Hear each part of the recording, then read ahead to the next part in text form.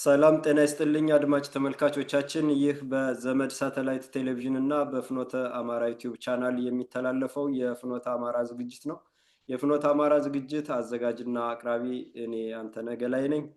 ዛሬም እንግዳዬ ያሬድ ኃይለ ገብርኤል ነው። ከያሬድ ጋር ባለፈው አጠቃላይ ስለ አማራ ብሔርተኝነት፣ ስለ አንዳንድ አማራ ሴቶች እና ጸረ አማራ ጸረ ኢትዮጵያ የሆነው የአማራ ጠል ትርክት ዙሪያ ተወያይተናል።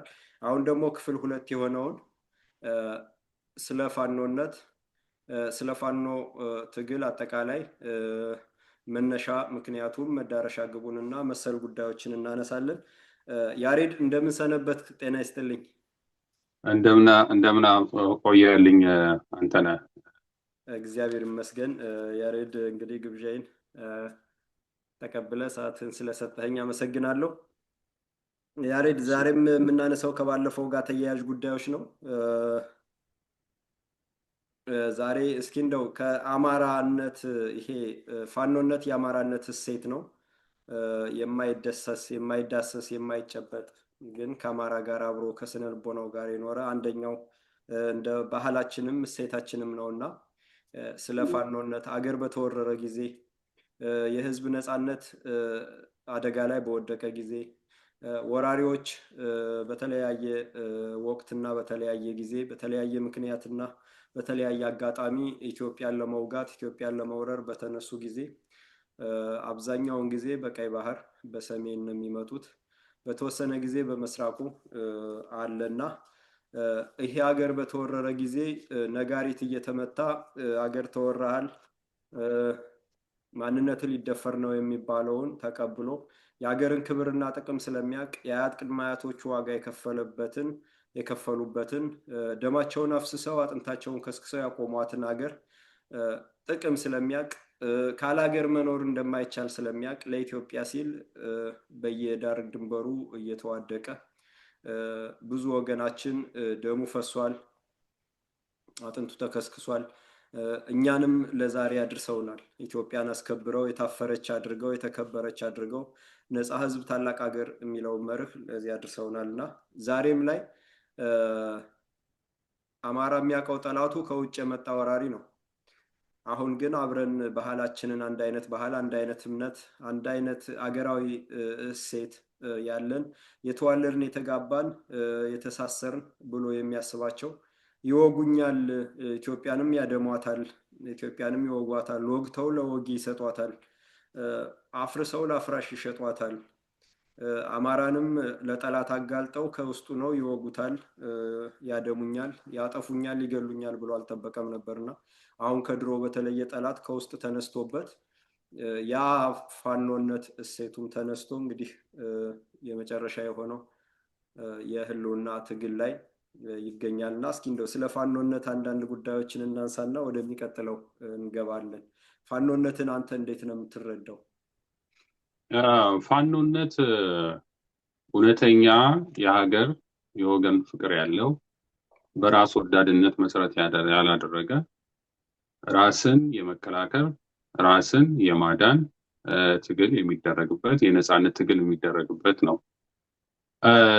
እንግዲህ አማራ ስንል የአማራ ሴት ነው ስንል ራሱ አማራ ማለት ትርጉሙ ነፃ ህዝብ ማለት ነው።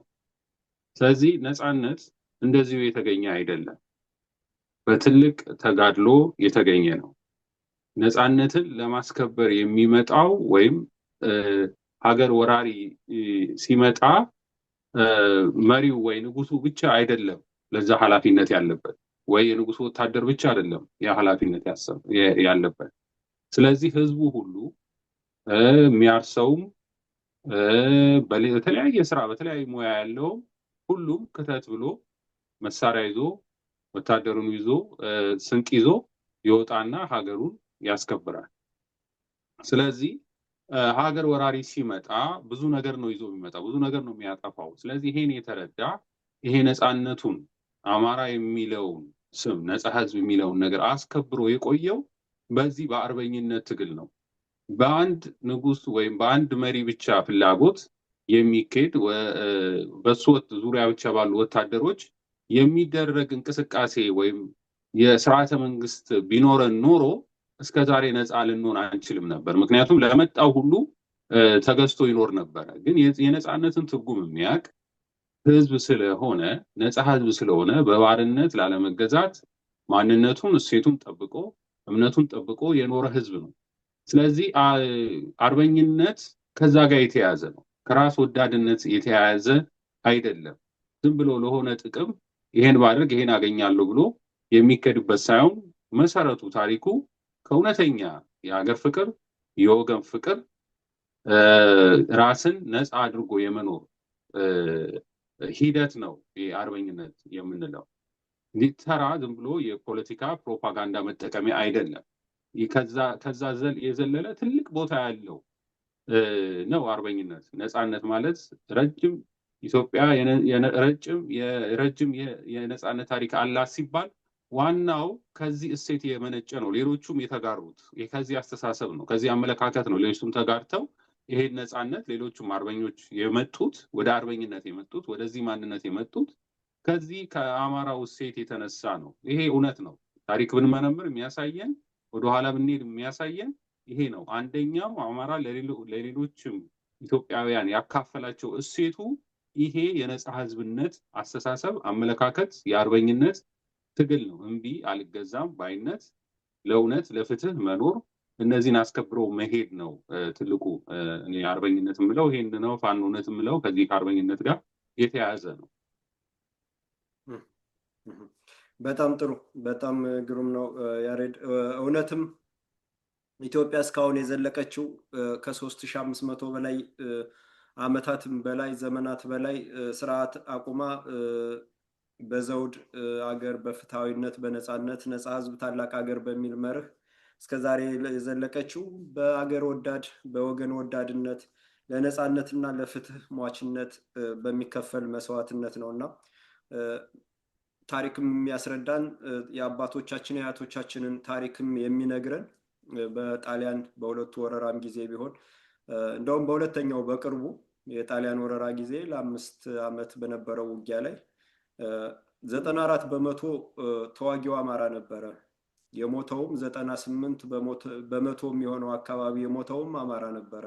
አዲስ አበባ የተጨፈጨፈውን በነ ሙሶሎኒ የተጨፈጨፈውን ብቻ ትተን ማለት ነው ከ30 ሺህ በላይ ማለት ነው። እና ለሀገር ዋጋ መክፈል ለሀገር መድማት መሞት መሰዋት ዛሬ ላለው ትውልድ እንድንባላበት እንኳን አድርሰው የምንባላበት የምንገዳደልበት አማራን እያሳደርን የሚያጠፉበት አጥፊዎች፣ ቅጥረኞች፣ ባንዳዎች፣ ወራሪዎች አማራን እያሳደዱ የሚያጠፉበት ጊዜ እንዲያገኙ እንኳን አድርጓቸዋል ነው እና የኔ ነው ወራሪነትን፣ ጨፍላቂነትን፣ ማንነት ደምሳሽነትን አጠቃላይ አጥፊና ጸረ ህዝብ ጸረ ሀገር የሆነ ተግባርን አማራ ተጸይፎ ችግርን ፈቶ ፍትህን አንግሶ የህግ የበላይነትን እንጂ የጎሳና የሰው የበላይነትን አስወግዶ ስለኖረ ኢትዮጵያ እስከዛሬ ይኖራለች ማለት ነው።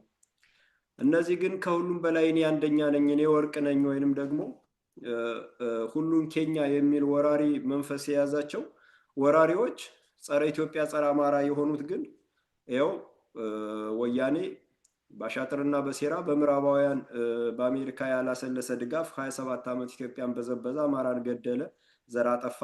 አሁን ደግሞ ወራሪው ኦሮሞማ እንዲሁ በአሜሪካ በምዕራባውያን ድጋፍ እያጠፋ ሁሉን የኔ እያለ ህዝብ እየበጠበጠ ሀገር እያፈረሰና እየሸጠ ይገኛል ማለት ነው። እና ይሄ ሁሉ እሳቤ ከእናት ከአባት የሚወረስ የሀገር ፍቅር የወገን ፍቅር ስለሌለ የወረሱት ወራሪነትን፣ ባንዳነትን፣ አገር ሻጭነትን፣ ትምክተኝነትን፣ ፋሽስትነትን በመሆኑ የሚፈጸመው ወንጀል ሁሉ ለዛሬ ለዚህ አብቅቶናል ማለት ነው።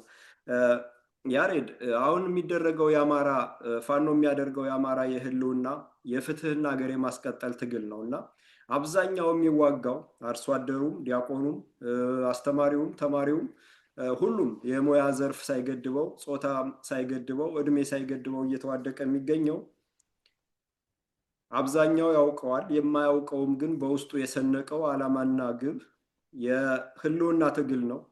ህልውና ሲባል የባህል ህልውና፣ የእምነት ህልውና፣ የታሪክ የቅርስ ህልውና እና በህይወት የመኖርን ህልውና ያጠቃልላል። እንደገና የአማራ ህልውና ሲባል የኢትዮጵያውያን ህልውና ነው። የአማራ አሸናፊነት የፋኖ አሸናፊነት የኢትዮጵያ አሸናፊነት ነው፣ ተወደደም ተጠላም ማለት ነው። ሌላው የፍትህ ነው። ፍትህ ለሁሉም ነው እና የፍትህ ነው ይሄ ትግል። ፍትህ ተጓደለ ነው። ዘር መጥፋት፣ ዘር ማጽዳት፣ ሰብአዊ ቀውስ መፈጸም ፍትህ ተጓደለና ያለፈው ሁሉ ፍትህ ያለፈ የተፈጸሙ ወንጀሎች በሙሉ ፍትህ ያገኛሉ ነው። ይሄም ፍትሃዊነቱን የሚያሳይ ነው። ፋኖ ከመጀመሩ በፊት ታስታውሳለህ፣ ጎንደር ላይ የጎንደር አማራ የኦሮሞ ደም የኔ ደም ነው ብሏል እና የኦሮሞ ደም የኔ ደም ነው ሲል ፍትሃዊነቱን ነው ያሳየ። የነፃነትን የፍትህን ነገር ነው ያሳየ እና ካላግባብ በወንጀል የሚጨፈጨፍ ኦሮሞ ፍትሃዊ አይደለም ወንጀል ነው የሚለውን እንትን ያለበት ነው እና ይሄ ትግል አንደኛው የፍትህ ነው። ሁለተኛ ኢትዮጵያን አፍርሰን እንገነጠላለን የሚሉት ተገንጥሎ ማንም መኖር ስለማይችል በፈረሰች ኢትዮጵያ ላይ ማንም ደልቶትና አገር ማቆሞ መኖር ስለማይችል ቀውሱን ለማስቀረት የሰውን ፍዳና መከራ ለማስቆም ትውልድ ካለ ስጋት እንዲቀጥል ኢትዮጵያ መቀጠል አለባት ነው። ኢትዮጵያ እንደ ሀገር መቀጠል አለባት ነው እና ይሄንን አንግቦ ነው ፋኖ እየተዋጋ የሚገኘው እና ይሄንን ዓላማ በውል ፋኖ መሪ ነን የሚሉ በስም የገነኑ በፎቶ አርበኛ የሆኑ በፕሮፓጋንዳ ጀግና የሆኑ ቅጥረኞች በመሪነት ተቀምጠው ይሄንን ዓላማ ለህዝብና ለወጣቱ ለሀገር አጠቃላይ ይሄን ሲያስረዱ አይታይም። ሲያምታቱ፣ ድራማ ሲሰሩ፣ ሲተውኑ፣ ሲያጨበረብሩ፣ የጎንዮሽ ግብግብ እየገጠሙ የተጣሉ እየመሰሉ ሲቧጨቁ፣ ህዝቡን ሲያቧጭቁት፣ ሲዘርፉ፣ ሲያዘርፉ ነው የሚታየውና አንተ ይሄንን እንዴት ትረዳዋለህ? እና ሌላውስ ይሄንን በውል ተረድቶታል ወይ? መላው ኢትዮጵያዊ የአማራ የፋኖ ትግል የህልውና ነው፣ የፍትህ ነው፣ ሀገር የማስቀጠል ትግል ነው ሲል የራሱም ለሌላው ኢትዮጵያዊም ህልውና ፍትህና ሀገር የማስቀጠል መሆኑን ምን ያህል ይረዳል ብለህ ታምናለህ ያሬድ? ልክ ነው። ፋኖነት አሁን በፋኖነት የተነሳ ነው ለዘመናት ቅኝ ገዢዎች የነበሩት በተለይ ከአድዋ ሽንፈት በኋላ ምንድነው የጻፉት? የዚች የኢትዮጵያ ሀገር ጠንካራ ጎኗ ምንድነው ነው። ይሄን ያስጠሉት። አድዋ ተሸነፍን ብለው የሚተዉት ነገር የለም። ቅኝ ግዛት አሁንም እኮ አልቀረም እኮ በእጅ አዙር ሆነ እንጂ። ያንዴም ግን ከአድዋ ሽንፈት በኋላ ተመልሰው ወደ ኢትዮጵያ መምጣት ስለሚፈልጉ በቅኝ መያዝ ስለፈለጉ 40 ዓመት ያጠኑት ይሄንን ነው። ስለዚህ የሀገሪቱ ጠንካራ ጎን አንደኛው ሆኖ የታየው የአማራ ህዝብ ነው። የአማራ ህዝብ ደግሞ የተጠላበት ምክንያት አሁን ያልናቸው እሴቶች ናቸው። ይሄ አንደኛው እሴቱ ይሄ የአርበኝነት እሴት የፋኖነት እሴት ነው። አንድ በእነሱ ምናልባት ተቀጥሮ ይሆናል አንድ ሰው ወታደር የሚሆነው ወይ ጥቅም አገኛለሁ ብሎ ይሆናል ወታደር የሚሆነው። ይሄ ህዝብ ግን የነፃነትን ዋጋ የተረዳ ነፃነት ምን ብሎ እንደሆነ የሚያውቅ መሬ ነው ብሎ ሀገሬ ናት ብሎ እግዚአብሔር የሰጠኝ ነው ብሎ ለእግዚአብሔር ብቻ የሚገዛ በምድር ላይ ላሉት ማንኛውንም አካላት የማይገዛ ህዝብ መሆኑን ስለተረዱ በአብዛኛውን እነዚህ ቅኝ ገዢዎች ሌሎች ዓለምን የያዙበት አንደኛው ራሱ የሃይማኖት ሚሽነሪዎችን እየላኩ እነሱ ከእግዚአብሔር የተላኩ እያስመሰሉ በተለይ በአብዛኛው የአፍሪካን ህዝብ ጥቁሩን ህዝብ እያታለሉ የገቡበት መንገድ ነው። ይሄ ህዝብ ግን እንደዛ አይደለም። አስቀድሞ አርበኝነትን የሚያውቅ ነፃነትን የሚያውቅ ህዝብ ነው። ስለዚህ ያን እሴት እንስበረው ነው፣ ያን ማንነት እንስበረው ነው። ይሄን ማንነት ደግሞ ኢትዮጵያ ውስጥ ላሉ ህዝቦች በሙሉ በአፄ ምኒልክ መሪነት ለዛ ተጋድሎ ለአድዋ ተጋድሎ መጥቶ ጠላትን አሸንፎ ድል ያደረገ ህዝብ ነው። ስለዚህ ይሄን ነገር ነው መስበር የተፈለገው። ይሄ እነዚህ የምናነስ በአድዋ ላይ ትልቅ አስተዋጽኦ ያደረጉት አፄ ምኒልክ፣ የኢትዮጵያ ባንዲራ፣ የኢትዮጵያ ኦርቶዶክስ ተዋሕዶ ቤተክርስቲያን እና አማራውን ህዝብ እነዚህ ናቸው ታርጌት ያደረጉት። አሁን ስናይ እኮ እነዚህ ሰዎች ናቸው እኮ ከ1960ዎቹ በመጡ ፖለቲከኞች እየተጠላ ያሉ እነዚህ አካላት ናቸው ጠላት ሆኖ የታያሉ። ስለዚህ ነው አሁን የአማራ የፋኖ እንቅስቃሴ ወደ መሰረቱ ወደ ማንነቱ ነው የሄደው። የሌሎቹ አይነት ፖለቲካ አካሄዶች እኮ ተሞክረዋል። ከአፓም ጋር የተለጠፈ እኮ አማራ ነበር። ከደርግ ጋር የተለጠፈ አማራ ነበር። ከሜሶን ጋር የተለጠፈ አማራ ነበር። ከዛ በኋላ ከወያኔ ጋር ተለጥፎ ደግሞ ብአዴን ሆኖ ይሄ መጣ እኮ አማራ ነበር። ግን በመሰረታቸው ላይ እነዚያ የቆሙ አልነበሩ። አሁን ግን በመሰረቱ ላይ፣ በታሪኩ ላይ፣ በማንነቱ ላይ የተመሰረተ ልክ እንደ አባቶቹ የተነሳ ሲሆን ድሉም ከፍተኛ ሆነ፣ ውጤታማ ሆነ። እንደ ኮሚኒስት ጊዜ እግዚአብሔር የለም የሚል አይደለም። እንደ ደርግ፣ እንደ ሜሶ፣ እንደ ያፓ አይደል፣ እንደዛ አይነት አይደለም። እግዚአብሔር አለ የሚል እምነት ያለው ሃይማኖት ያለው በዛ መሰረት ላይ የታነጸ ልክ እንደ አጼ ሚኒሊክ፣ እንደ አጼ ቴዎድሮስ፣ እንደነ በላይ ዘለቀ፣ እንደ ሌሎቹ ኢትዮጵያውያን አርበኞች ጀግኖች በእነሱ ሴት በእነሱ መሰረት ላይ ሲቆም ጠንካራ ሆነ። የሚችለው ጠፋ፣ ኃይለኛ ሆነ። ያን ኃይለኝነቱን ነው እንግዲህ ወደ በኋላ ሲመጣ ያን ነገር ለማክሸፍ ነው ብዙ ርቀት የተካሄደ፣ ይህንን ለማክሸፍ እና በዛ መሰረት ላይ ስለታነጸ ነው ድሉም የተገኘ፣ ጠላቶቻችንን ያስበረገገው። ስለዚህ ሚቶ ነገር የለም። አድዋ ላይ በተሰለፉት ነገሮች በተሰለፉ ማንነት አጼ ቴዎድሮስ ናቸው እኮ ኢትዮጵያን አንድ ለማድረግ የተነሱት። ስለዚህ እና አጼ ሚኒሊክ ናቸው እኮ ያን ጉዞ ተጉዞ እኮ ኢትዮጵያን አሁን አለች የምትባለውን ሀገር ያቆዩልን። ያን ሌጋሲ አያፈርስም። የባንዳ ልጆች የሆኑ ግን የባንዳን ስራ ይሰራሉ፣ የእነሱ ሌጋሲ ያስቀጥላሉ። ከኦነጎችም ከህወሓቶችም ከኦነጎችም እኮ ባንዳዎች የነበሩ እናውቃለን። ያን ሌጋሲ ይዘው መጡ። የጣሊያን በሁለተኛ ወረራ ጊዜ ነው ይሄን ካርታ ብሎ የፈጠረውን እኮ ጣሊያን እኮ ነው። ይሄ ማለት ምን ማለት ነው? ኦሮሞ ብሎ የከለለው እኮ ጣሊያን ነው። ይሄን ሲከልል በዛን ወቅት ራሱ በጣም በብዙ ሺህ የሚቆጠሩ አማራዎች የእናንተ አይደለም ሀገሩ አስወጣቸው። ከአሩሲ ከተለያየ ቦታ አስወጥቶ ማን ገባ? ራሱ ጣሊያን ገባ። ህወሓት የሚያደርገው እኮ ይሄንን ነው። ለዚህ ነው ህወሓት ፋሺስት ነው የምንለው እኮ። የፋሺስትን ስርዓት ነው ይዞ የመጣለው እኮ። አማራን ከጉራ ፈርዳ ከተለያዩ ቦታ ካስባረረ በኋላ ይሄ ክልላቸው አይደለም በሚሉ ሰዎች አስደርገው ከዛ ራሳቸው እኮ ነው የገቡበት። ራሳቸው ቡና ነጋዴ ነው የሆኑት። ራሳቸው ትልቅ መሬቶችን ነው የያዙት። የፋሺስት ስራ ነው ይዘው የሰሩት። ስለዚህ አሁንም ፋኖ አነሳሱ አካሄዱ በራሱ ማንነት በራሱ መሰረት ላይ ነው። የአጼ ቴዎድሮስን ሌጋሲ ይዞ ነው የሚሄድ። የአጼ ሚኒሊክን ሌጋሲ ይዞ ነው የሚሄድ። ኢትዮጵያ ሀገሩ ናት፣ ሀገሬ ናት ብሎ ነው የሚሄድ። በተለያየ ጊዜ በመጡ ወራሪዎች የተነጠቀው መሬት ያንተ አይደለም የኔ አይደለም ብሎ ህወሓትና ወያኔ ባሰመሩለትን መስመር ተቀብሎ የሚቀመጥ አይደለም እውነቱም ያስላሉን ማለት። ስለዚህ ራሱ የኢትዮጵያን ህዝብ አስተባብሮ ስርዓተ መንግስት መፍጠር ማሰራት ይችላል። ከአጼ ሚኒሊክ የኢትዮጵያን አስተባብሮ አድዋ ላይ ዘምተው ድል እንዳደረጉ ሁሉ አሁንም መልካም የሆነ ስርዓተ መንግስት ለመመስረት የኢትዮጵያ ህዝብን አሰባስቦ መልካም የሆነ ነገር መስራት ይችላል። ችግር የለም። ስለዚህ አሁንም የፋኖ ድል መሰረት የሆነው ውጤታማ የሆነው በራሱ ማንነት በራሱ መሰረት ላይ ስለተነሳ ነው። ከመጀመሪያውኑ ገና ወያኔ ያለ እነ ጎቤ በዛ በኩል በጎንደር በኩል ሲነሱ ያሉትም ይሄ ምንም ከኢትዮጵያ ጋር ጠብ የላቸው፣ ከሃይማኖታቸው ጋር ጠብ የላቸው፣ ከባንዲራቸው ጋር ጠብ የላቸው። በምክንያቱም በነ ህወሓት ሌጋሲ ተከትለው ይሄዱ አይደለም፣ በኦነጋዊ አስተሳሰብ ተከትለው ይሄዱ አይደለም። እነሱ በሚከተሉት የፋሺዝም ናሽናሊዝም አይደለም ይሄዱ ያለው፣ በእውነተኛ በአማራ ማንነት ላይ መሰረት ተነስተው ስለሆነ ነው ውጤታማ የሆነ ነገር እየታየ ያለ። ያ ያስደነገጣቸው ኃይሉ አሉ። እነ ጀዋር መጥተው ባህር ዳር መጥተው እናንተ ኢትዮጵያ ብላችሁ ስለተዋጋችሁ ነው እንትን ስላላችሁ ነው ምናምን ብለው ሌላ አይነት ፕሮፓጋንዳ ለማድረግ የሞከሩ አሉ። ግን በፖለቲካ ደረጃ ኢያፓ ነው የነበረው።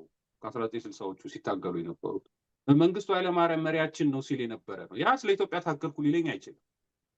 ስለ ኢትዮጵያ የታገሉት እና አጼ ቴዎድሮስ ውጤታማ ሆኗል፣ ሀገር መስርተዋል። እስካሁን ታሪካቸውን እናነሳለን እኮ። ስለ ኢትዮጵያ የታገሉ አጼ ሚኒሊክ እኮ ሀገር አስፍተው ትልቅ ሀገር መስርተው እኮ አማራውንም እኮ ሰፊ ቦታ እንዲኖረው አድርገዋል እኮ፣ ወደ መሰረቱ እንዲመለስ አድርገዋል፣ ብዙ ነገር አድርገዋል። ስለዚህ እነሱ ናቸው ስለ ኢትዮጵያነት የታገሉት እንጂ ኢያፓ ሆኜ ስለ ኢትዮጵያ ታገልኩ ይለኝ ሊሰማው አልችልም። ኦነግ ሆኖ ደርግ ሆኖ ለኢትዮጵያ ታገድኩ ሲለኝ ልሰማው አልችልም። እነዚህ ሰዎች እንደዚህ ሲሉን ነበር። ፕሮፌሰር አስራት ተነስተው የአማራ ህብረት አማራን ማዳን አለብን ብለው ሲነሱ ይሄ እኮ ኢትዮጵያን የማዳን ሂደት ነው እኮ። ምክንያቱም ኢትዮጵያን የማጥፋት ሂደት አማራን ለማጥፋት ከተነሳ በጠላትነት ከተመለከተ ኢትዮጵያን ለማዳን የሚካሄደው ሂደት ደግሞ አማራን ይዞ መሄድ አለበት። ምክንያቱም አማራ ውስጥ እሴት አለ፣ ኢትዮጵያን የመሰረተበት እሴት አለ፣ ሀገር የተመሰረበት እሴት አለ፣ የመንግስት ስርዓተ መንግስት እውቀት አለ፣ ማንነት አለ። ያ ነው ያልተፈለገው በቅኝ ገዢዎች። አማራ ነጭን ይጠላል ብለው እኮ ነው የጻፉት። እንደዚህ ብለው ነው እኛ ለኛ ቅኝ ግዛት አለመያዝ እኛ ኢትዮጵያን ባሪያ አድርገን እንዳንይዝ የኢትዮጵያን ህዝብ ያደረጉን አማሮች ናቸው ነው። ዛሬ አማራ ጥላቻ ታሪክ ለምን አስፈለገ? አሁንም ቅኝ ግዛት አልቀረም። አሁንም እኮ ሀገር ከተበታተነ ሀገር ከጠፋ በኋላ እኮ $100 የምትሸጠው የነበረውን ቡና $10 ነው የምትሸጠው። ይሄ እኮ ነው እኮ ጨዋታው። ኢኮኖሚ አቅም እኮ ነው። ባነስክ ቁጥር እኮ ኃይል ነው እየቀነሰ እነሱ ሀገር እያሰፉ አይደል እንዴ? ዛሬ ካናዳን አንድ እናድርጋት ግሪንላንድ እየተባለ አይደል እንዴ? ሀገር በሰፋ ቁጥር ጥሩ ኢኮኖሚ ይኖራል። የሀገር ኢኮኖሚ ጠንካራ ኢኮኖሚ ይኖራል። ይሄን እኮ ማንም ያውቀው። እኛ እንድንበታተን እኛ ትንሽ እንድንሆን የሚፈልግ ኃይል ለቅኝ ግዛቶች በርካሽ ሪሶርሳችን እንድናስረክብ ሀብቶቻችን እንድናስረክብ የሚደረግ ሂደት ነው። ስለዚህ አሁንም ቢሆን የአማራ ትግል በመሰረቱ ላይ ከቆመ ያ የምንናፍቃት እውነተኛ ኢትዮጵያ በዛ መሰረት ላይ መቆም ትችላለች። ኢትዮጵያ መጠበቅ ትልቅ ሀገር መመስረት ያ ነፃነታችን እንዳገኝ አፄ ሚኒሊክ ተዋግተው እምነታቸውንም ይዘው ሄዱ፣ ሃይማኖታቸውንም ይዘው ሄዱ። መጨረሻ ላይ ግን ሁሉም ህዝብ ነው ነፃ የሆነው። እስልምናውም ክርስትናውም እምነት የሌለው ያለውም ሁሉም ግን ነፃ ኢትዮጵያዊ በቅኝ ግዛት ያልተገዛ ኢትዮጵያዊ ተብሎ በዛች በምድር ላይ ነፃ ህዝብ ነው። አንድ ስንዝር ወደ በኢትዮጵያ ምድር ያለ ይሄን የሰሩት አፄ ሚኒሊክ ናቸው። አፄ ሚኒሊክ ደግሞ በአማራ እሴት ላይ የተመሰረቱ ናቸው።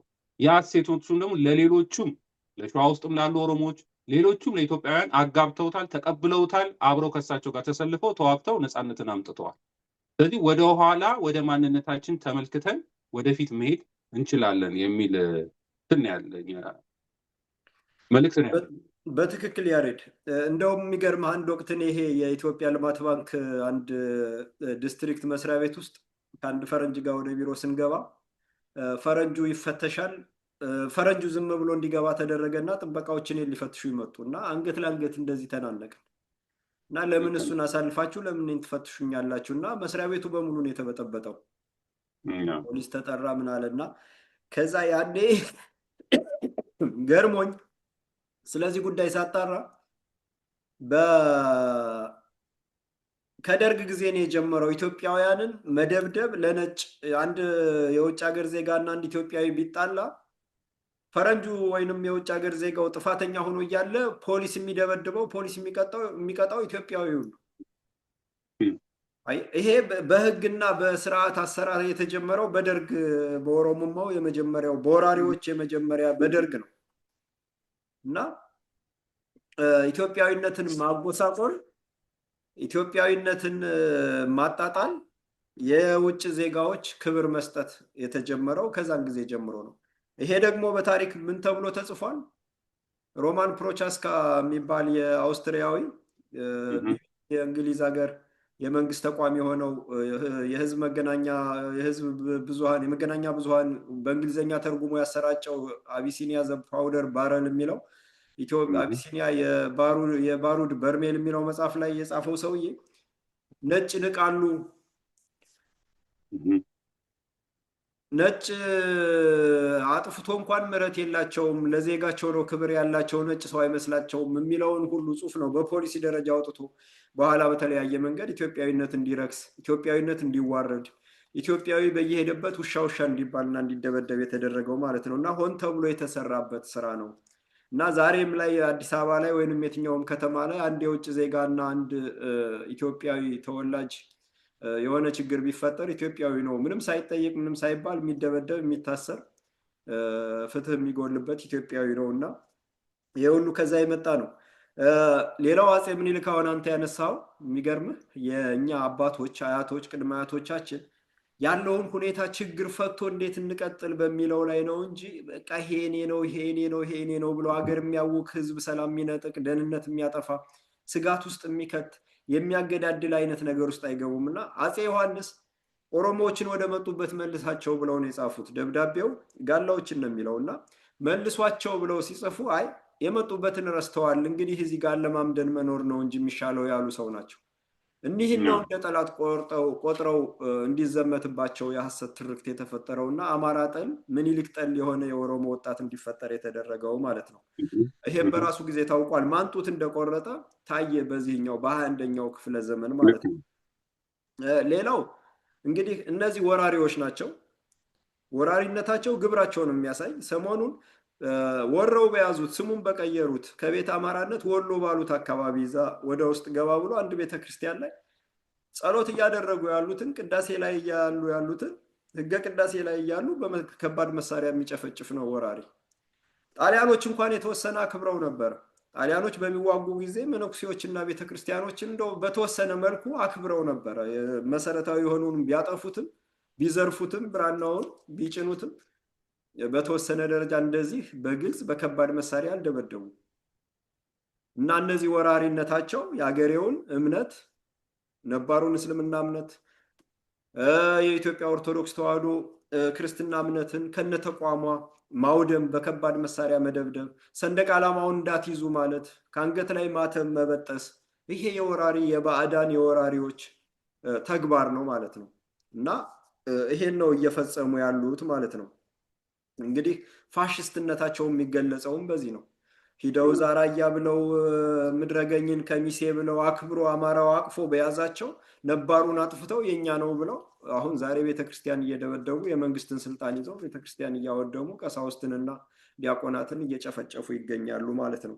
የቤተክርስቲያኗም አስተዳዳሪዎች፣ የሲኖዶስ ኃላፊ፣ የፓትርያርክ ተብዬዎች በሙሉ ቅጥረኞች ስለሆኑ ቤተክርስቲያኗን ለዚህ ያበቋት ህዝቡን እያታለሉ እያፈዘዙና እያደነገዙ ይችን ሀገር ያቆመች ያጸናች ትውልድ የቀረጸችን ተቋም እንድጠፋ አብረው ተባባሪ ሆነው እየተረባረቡ ይገኛሉ ማለት ነው።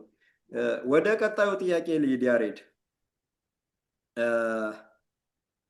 በዚህ ሁኔታ አሁን ባለው ትግል እስኪ እንደው እንደ አጠር አድርገን ከ10 ደቂቃ በኋላ መለሳለሁ ያሬድ።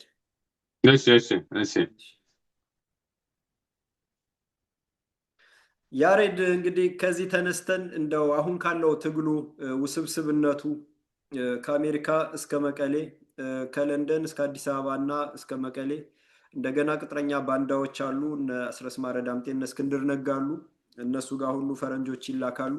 ያ ሁሉ ተተብትቦ የተያዘው አማራ በአሸናፊነት 4 ኪሎ እንዳይቆጣጠር፣ በኢትዮጵያ ውስጥ ስር ነቀል ለውጥ እንዳይመጣ፣ አማራ ጠልነት፣ ኢትዮጵያ ጠልነት፣ የኢትዮጵያ ኦርቶዶክስ ተዋሕዶ ክርስትና እምነት ተቋምንና እምነቷን ለማጥፋት የሚደረገው ይሄ ሰይጣን ዓለም ሴራ እንዳይቋረጥ የሚደረገው አሻጥረት ተያይዞ ተናቦ እነዚህ ወራሪዎችን አደራጅተው ወያኔንና ኦሮሞማ ርዕዮተ ዓለም የሚመሩ ድርጅቶችን ፈጥረው የተወሳሰበ አድርገውት ነው። አረብ ሀገሮች አንዳንድ እንደነ ዱባይ አይነት እንደነ ኢምሬት አይነት አለ የምዕራባውያን ፈረስ የሆኑ ሀገራት እና እነዚህ ሁሉ ተልኮ ይዘው በድሮን ያስጨፈጭፉናል። ቤተክርስቲያን እንደዚህ ይደበደባል። መግለጫ ምናምን አያውቁም። አምባሳደሮቻቸው በልማት በምን እንሰራለን እያሉ እንደ አስተዳዳሪ ሆነው ነው እንግዲህ ዛሬ ኢትዮጵያ በቂ ግዛት እየተገዛች ነው። የውጭ ሀገራት አምባሳደሮች ናቸው። በተለይ የአሜሪካ አምባሳደር ማሲንጋ ከወንጀለኛ ከዘር አጥፊዎች ጋር በየቀበሌውና በየመንደሩ እየዞረ እነዚህ ናቸው የሚያስተዳድሩ ሀገር እና ይሄ ሁሉ የተወሳሰበ ትግል ፋኖ አሸንፎ ነበር። የዛሬ እንግዲህ አሁን ከዓመት በፊት አሸንፎ ጨርሶ ነበር። ግን ጫፍ ላይ ሲደርስ መልሰው ቅጥረኛ ባንዳዎች መጥተው አዙሪት ውስጥ ከተቱት እና ከዚህ ከተወሳሰበው አንጻር መሪዎች ምን አይነት መልክ ቢኖራቸው፣ ምን አይነት አቋም፣ ምን አይነት እንደው ባህሪ ቢኖራቸው ትላለህና ተያያዥ ጉዳዮች አሉ ከዚህ ጋር አያይዤ ማነሳቸው እዚህ ጋር ከተወያየን በኋላ። እሺ ራሱ እንግዲህ የፋኖ ሂደት በራሱ መሰረት ላይ በራሱ ታሪክ ላይ ተነስቶ ነው ይሄ ሁሉ ድል የተገኘው። መጀመሪያ ጎንደርን፣ ከዛ በኋላ ባህር ዳርን፣ ከዛ በኋላ ደብረ ብርሃንን፣ ላሊበላን የመቆጣጠር ይሄን ሁሉ ሲቆጣጠር በጣም የሚያሳዝነው ነገር በውጭ ያሉ ፕሮፓጋንዳ የሚነግሩት የነበሩት የተያዘው ተንኮልና ሴራ ፋኖ የፖለቲካ መሪ የለውም፣ ፋኖ መሪ የለውም የሚል ፕሮፓጋንዳ ተነገረ። መጀመሪያ ያኔ 360 ነበር እነ ሀብታሙ እና የዛኔም ሌሎች ደግሞ እነ ልደቱ እነዚህ ሁሉ ቅጥረኛ የነበሩ ለአማራን ህዝብ ሲያሳድዱ የነበሩ ሰዎች ናቸው እስከሚታወቀው ድረስ። እና እነዚህ ሁሉ ምን አይነት ፕሮፓጋንዳ ያራምዱ ነበር? ፋኖ ፖለቲካ መሪ የለውም፣ ፋኖ ድርጅት የለውም የሚል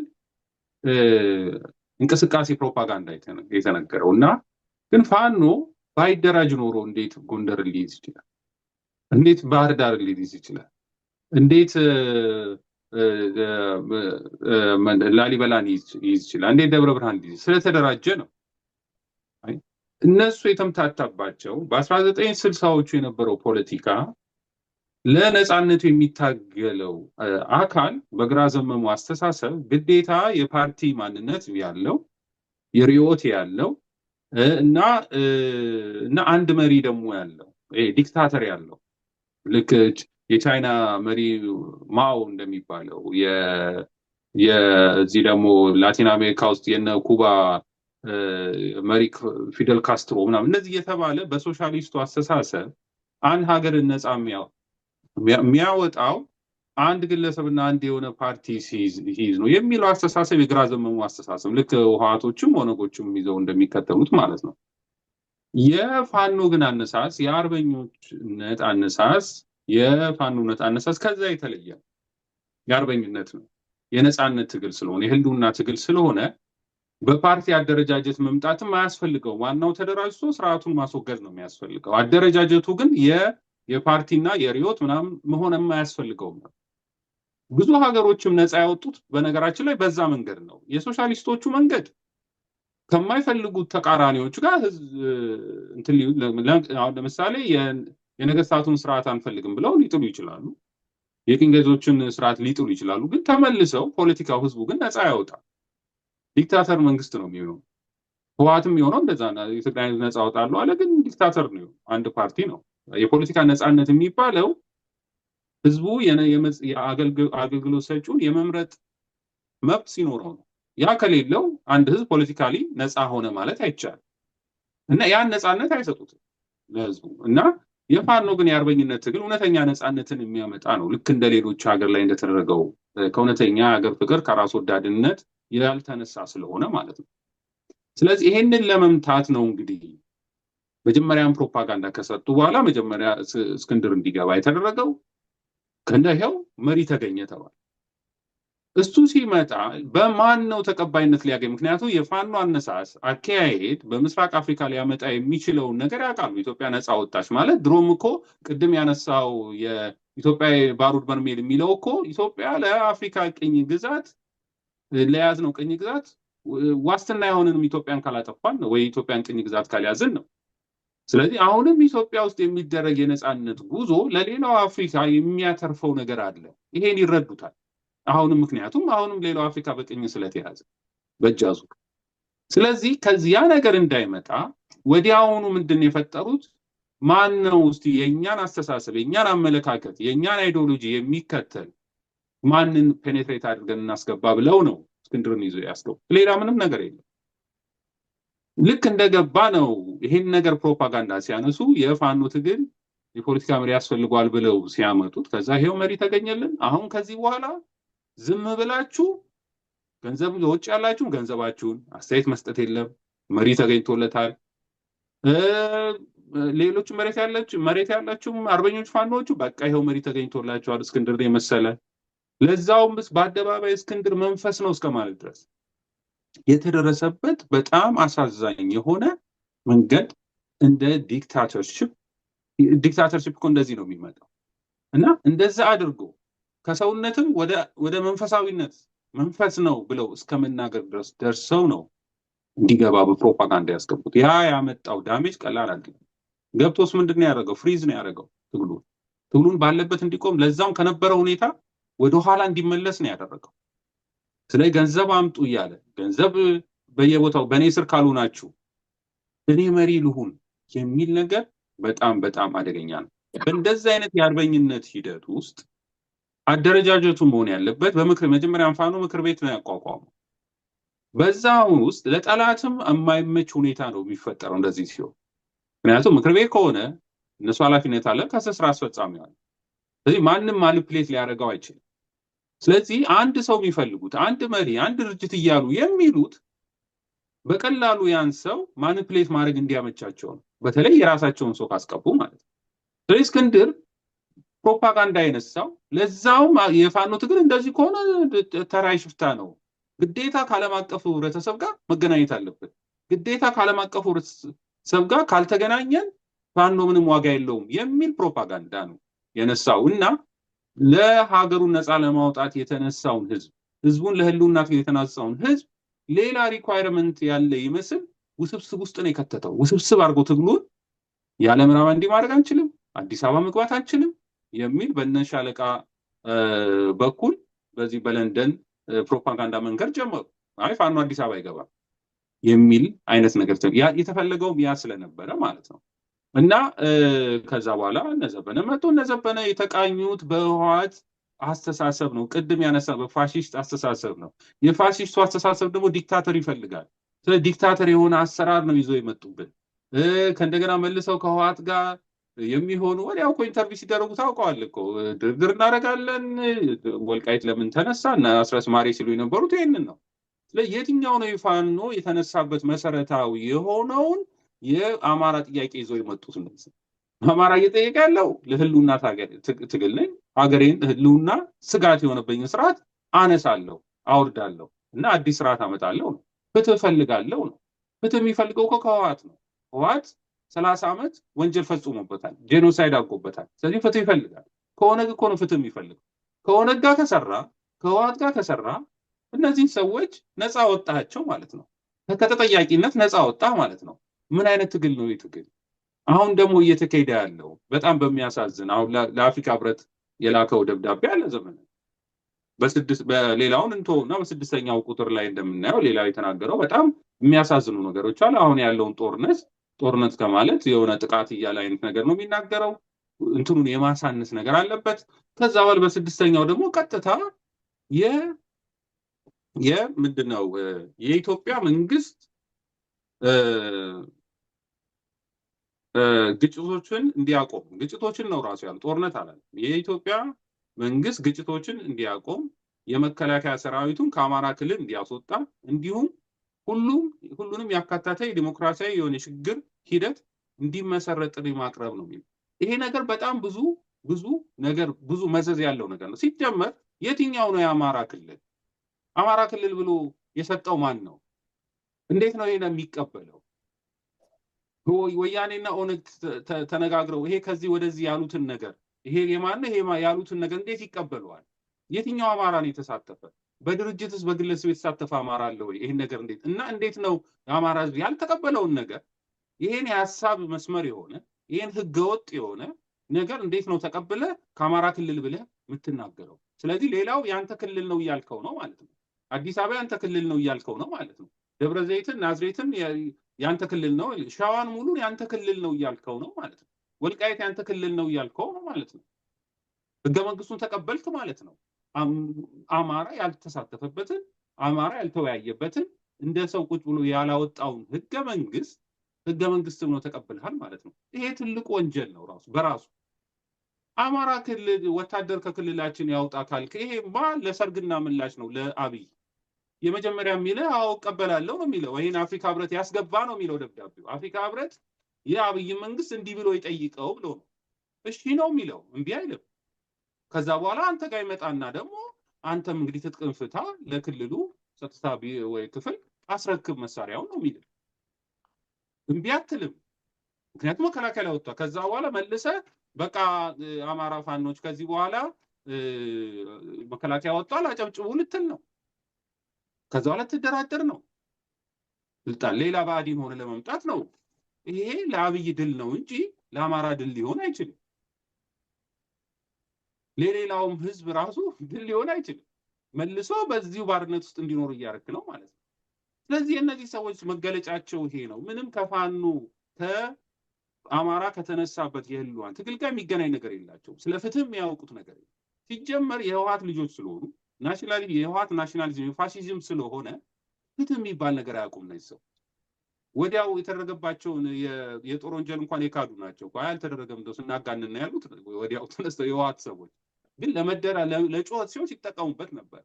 ስለዚህ እነዚህ የፋሽስት ናሽናሊስቶች ወይ የናዚ ናሽናሊስቶች አስተሳሰባቸው ህዝቡን የሚፈልጉት ህዝቡ ሞት ለፖለቲካ ፕሮፓጋንዳ ይጠቀሙበታል እንጂ አዝነው አይደለም። አዘኔታ የሚባል ነገር አያውቁም። ሁሌም ቢሆን እንደዚህ ነው። ከዛም ከቻሉ ህዝባቸውን እያስገደሉ እንዲህ ተደረገው ብለው ለፖለቲካ ሊጮሁበት ይችላሉ እንጂ እነሱ ግን ለህዝቡ አዝነው አይደለም። ይሄው አሳልፈው ሰጡን እኮ ህዝቡን እኮ ሌላውን ህዝብ እኮ አሳልፈው ድንበር አበጀልን እኮ።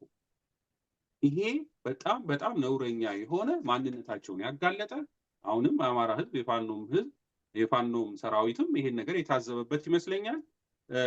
በጣም በጣም ከአማራ ትግል የራቁ ከአማራ ትግል የሚያደርገው ከህልውና ትግል በጣም የተለዩ ሆነው ነው ያየዋቸው። አንተ ግሩም ነው ያሬድ። እኔም የምጨምረዋለኝ እዚህ ጋር እንግዲህ አንተም አብዛኛውን አንስተኸዋል። እንግዲህ እነዚህ ለእኔ ቅጥረኞች ናቸው፣ ቅጥረኛ ባንዳዎች ናቸው። የአማራ የሚሸት አማራ የሚል ምንም ነገር የላቸውም። ከሀሳዊ ኢትዮጵያኒስቶች እነዚህ ግንቦቴዎች ባልደራሶች የተለዩ አይደሉም። አማራ መስለው ግን የሚሰሩት ለጠላት ነው። ስለዚህ ጠላት የቀጠራቸው ናቸው እና ምዕራባውያን የአማራን ጄኖሳይድ መንግስት ተብዬው ወራሪው ኦሮሞማ የሚጨፈጭፈውን ኮንፍሊክት ነው የሚሉት፣ ግጭት ማለት ነው። እነዚህም ግጭት ነው የሚሉት። ግጭት ዘር ማጥፋትን አገር ማፍረስን ግጭት ነው የሚሉት። እንግዲህ ትላንትና ነው አይደለ ቤተክርስቲያን እያስቀደሱ እያሉ በከባድ በመድፍና በታንክ የተደበደበ ቤተክርስቲያኑ እና ይህን ግጭት በድሮን ቤተክርስቲያን ላይ ገበያ ላይ እየተደበደበ ጡት እየተቆረጠ በየትኛውም ዓለም ታይቶ የማይታወቅ ዘግናኝ ተግባር እየተፈጸመ በአማራ ላይ ይሄንን እንደ ግጭት ብለው ጠሩት። አማራ ሁነው የአማራ ህልውና ታጋይ ነን ብለው የፋኖ መሪ ነን ብለው ማለት ነው። እና ሌላው ደግሞ አሁንም የቅጥረኛ ባንዳነታቸው ማሳያ የወያኔን አሻራ ነው የሚከተሉት። የወያኔን አሻራ ይሄ አስተዳደራዊ መዋቅሩን ከክልሉ ይውጣልን። ክልል አሁን ወያኔ ያጠረው ነው። ኢትዮጵያን ሉዓላዊነት ነጥቀው የኢትዮጵያን ሉዓላዊነት አጥፍተው ሉዓላዊነትን ለተገንጣይ ክልሎች በነገድ በዘር ለተደራጁ ክልሎች ሰጠው ራሳቸውን ተገንጣይ አድርገው አንቀጽ 39 የሚል የራስ መብት በራስ መወሰን እስከ መገንጠል የሚል አስገብተው ለዛ እንዲመች የፖለቲካ ፍልስፍናውን ተገንጣይነት፣ ዘረኝነት፣ ወራሪነት አድርገው አስተዳደራዊ መዋቅሩን ክልል ዞን እንደዛ ያሉትን ነገር ከክልሉ ይውጣልን። ከክልሉ ውጭ የምናውቀው ነገር የለም ማለት ነው። አጽመ ርስቶቻችንን ወይንም ሌላው ኢትዮጵያዊ ወይንም ደግሞ በኢትዮጵያ ምድር የኖረውን አማራ አናውቀውም ነው። አማራ ሆኖ ነው የአማራ ታጋይ ሆኖ ነው ይሄን የሚናገሩት። ይሄ ትሬንድ ከየት ነው የመጣ? ይሄ አካሄድ ዋለልኝ መኮንን፣ በእርግጥ ዋለልኝ መኮንን በአባቱ በኩል ኦሮሞ ነው። የአማራ ጠሎች ያው እኛ አብሮን ስላደገ ዘር ስለማንቆጥር ባህላችንም አስተሳሰባችንም ስላልሆነ ሰውን በሰውነቱ የእግዚአብሔር ፍጡር ነው ብለን ስለምንቀበል ዋለልኝ መኮንን አማራ አብሮ ስላደገ እንደ አማራ ነው የሚቆጠር፣ ግን አይደለም። ዘር ተቆጥሮ ተመልምሎ የሰለጠነ ነው እና አማራ ጨቋይ ነው የሚለውን የሐሰት ትርክት የኢትዮጵያ ውስጥ ያሉ ብሔር ብሔረሰቦች ተጨቁነዋል፣ በኢትዮጵያ ቅኝ እየተገዙ በአማራ እየተጨቆኑ ነው የሚለውን ተጽፎ የመጣ አማራ ጠል ትርክት እንዲያነብ ተደረገ። አማራ መስሎ ማለት ነው። ራስን በራስ አሁንም ትግሉንም ራሳቸው እንዲያዳፍኑት አማራዎች የአማራውን ትግል ራሱ አማራዎች እንዲያዳፍኑት ወያኔ ጋር አብረን እንሰራለን አሉ። ከማን ጋር ነው የምትጣላ? ከሆነ ግን አብይን አሉና ከነ ጀዋር መሐመድ ኢትዮጵያ አውቶፎሮሚያ እያለ ስንት ያስጨፈጨፈ ዘር ያስጠፋ በሻሸመኔ በዝዋይ በመቂ በአርሲ ባሰላ በሐረር በሁሉም አካባቢ ዘር ያስጠፋ ያስጨፈጨፈ በሜንጫ ወይንም በጡጫ እያለ ጄኖሳይድ ሲያውጅ የነበረ ስፖንሰር የተደረገን ዘር አጥፊ ወንጀለኛ ነገ በዘር ማጥፋት ለፍትህ የሚቀርብን ጋር የትግል አጋራችን ነው አሉ። ስብሐት ነጋ የትግል አጋራችን ነው አሉ። ይሄ ምን ማለት ነው ትርጉሙ? አማራ ጥያቄው ትግሉ ግራ እንዲገባው የሚደርስበትና የሚሄድበት እንዲታታበት ውሉ እንዲጠፋ ጠላትና ወዳጁ እንዲደበላለቅበት ራሱን በራሱ እንዲያጠፋ አእምሮ እንዲታክትና ባዝኖ እንዲቀር የማድረግ ስራ ነው እየተሰራ ያለው እና ይሄንን ፋኖ የአማራን ህልውና ሲባል የኢትዮጵያ ህልውና ነው። የፍትህ ሲባል ፍትህ የተጓደለበት ዘሩ የጠፋ የተበደለ ግፍና መከራን ያስተናገደ አጽመ ርስቱ የተወረረ ከሀብቱ የተነቀለን ሁሉ ፍትህ እናስከብራለን ነው። ኢትዮጵያ እንደ ኢትዮጵያዊነቷ ትቀጥላለች። ሁሉም በማንነቱ በቋንቋው በባህሉ በሴቱ ኮርቶ የተፈጥሮ ሀብቱ ባለቤት ሆኖ የኢትዮጵያ ፖለቲካና ኢኮኖሚ ባለቤትነቱን አረጋግጦ ትውልድ ካለ ስጋት እንዲቀጥል እናደርጋለን ነው። ኢትዮጵያ ሀገር ማስቀጠል ሲባል እንግዲህ ያንን ውል ማጥፋት፣ ይሄንን ማደበላለቅ፣ ይሄንን መስመር እንዲያጣ ማድረግ ተመልምለው የመጡ ናቸው እና አመጣጣቸውም እስክንድር ነጋ ታላቁ ተብሎ ስም የተገነባለት ገጸ ባህሪ ተሰጥቶት ሲተውን የነበረ ስሁት አጥፊ ነው። እኔ በአካል ነው የማውቀው። ከእናንተ ጋር ወጣቶችን ስናደራጅ የአማራ ወጣት ማህበርን ስናደራጅ ደስ ብሎን አገኘ ነው። 1-4 የምንሆን ሰዎች ከፎቶ ተነሳና ከእናንተ ጋር እንዳትለጥፉት በሶሻል ሚዲያ አማራ ነው ታስብሉኛላችሁ ብሎ ያሸማቀቀን ሰው ነው። እንግዲህ ይች በትንሹ በስንተኛ ቀኑ ግን ይሄ ግብፅን ሰንደቅ ዓላማ ከቄሮ ጋር አድርጎ ቄሮ ለዲሞክራሲ የታገለ ነው ያለ በድንጋይ እየወገሩ ዘቅዝቀው እየሰቀሉ የነበሩትን ወጣቶች መሀል ገብቶ ማለት ነው። ትግላችንም ውስጥ መሀል ገብቶ ድል ለዲሞክራሲ እያለ ነው ትግላችንን። እንግዲህ ዲሞክራሲ ምዕራባውያን የጫኑብን ምዕራባውያን በአፍሪካና በሌላው ዓለም የጫኑት ማጭበርበሪያቸው ነው። የኢምፔሪያሊስቶች ማጭበርበሪያ ነው እና አሜሪካ ዲሞክራሲ እያሉ ስንቱን ሀገር ነው ያጠፉ። እነዚህን አጭበርባሪዎች ፍልስፍና አምጥቶ የእኛን ፍትህን ነፃነትን ለመደምሰስ የተላከ ከጅምሩም ጀምሮ የአማራና ንጹህ ኢትዮጵያ የሆነን አደረጃጀትና አስተሳሰብ ሲበርዝና ሲያጠፋ የኖረ ተልዕኮ የያዘ ነው። ዘመነ ካሴም አስረስ ማረ ዳምጤም በፎቶ አርበኛ የሆኑ በፕሮፓጋንዳ ጀግና የተደረጉ የሰለጠኑ ቅጥረኞች ናቸው እና ህዝባዊነት ስለተገነባላቸው ያንን ህዝባዊነት ይዘው ራሳቸውን ሾሙ። እስክንድር ነጋ ያንን ህዝባዊነት ይዞ ሻለቃ ዳዊትን ሲሾም በውጭ ሀገር ሻለቃ ዳዊት መጥቶ ፋኖ አዲስ አበባ አይገባም የተቆጣ ነው ህዝብ ይጨርሳል ነው ያለ። ህዝቡ ሲያስደነግጠው ያኔ አዲስ አበባ ነፃ እንወጣለን ብሎ እየመጡ ነው እያለ ወጣቱ እየጨፈረ ነበረ።